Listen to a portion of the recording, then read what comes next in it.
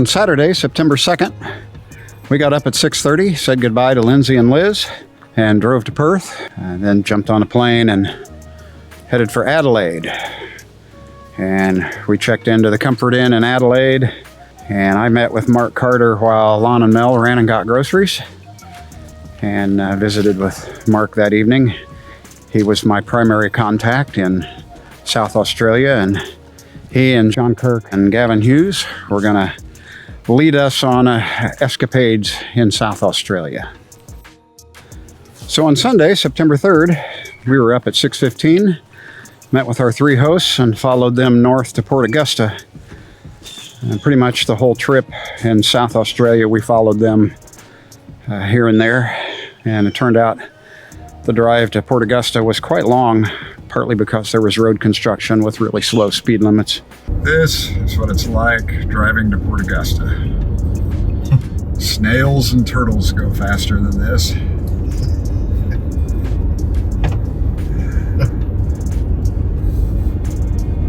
Are we there yet? 15 more minutes. About what you'd expect. Are we there yet? 15 more minutes. About what you'd expect. And we got to Port Augusta sometime before noon. Shot a bunch of stuff there, and then we picked up an iron ore train there with a couple of GWBs leading, and chased that to Whyalla. And the GWBs are EMD 710 prime mover, 16-cylinder, 4,500 horsepower locomotives built by Progress Rail in 2015 and shipped to Genesee and Wyoming and Australia in 2018. And they are the predominant power on the iron ore trains in South Australia. Whyalla is a former Royal Australian Air Force Base site that has the bunk rooms converted into motel rooms. So we spent the night there and had quite the mob for dinner. Besides our three hosts, there were four others that joined us.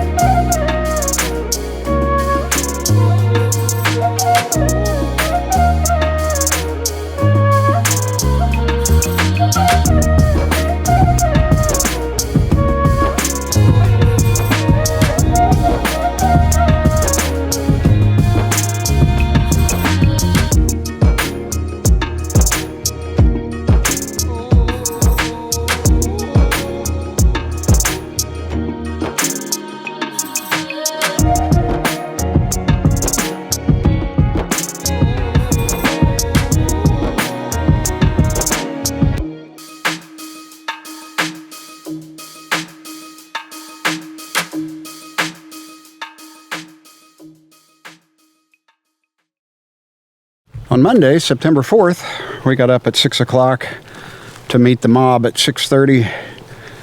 And one unnamed person in our party was running late, and so we wound up missing the first train.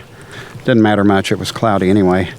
But we chased an iron ore train to Whyalla and worked our way back to Port Augusta in the afternoon, and we spent the late afternoon hours on the iron ore operation out of Whyalla, narrow gauge, which is a fascinating operation.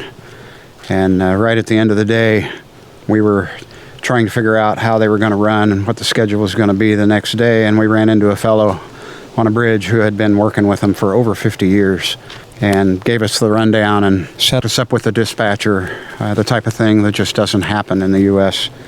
On mainline railroads anymore. And of course, this is a branch line operation, like I said, narrow gauge, and a fascinating one. And we spent the evening on that, and then got a room there in Whyalla to get set up for chasing the narrow gauge the next morning.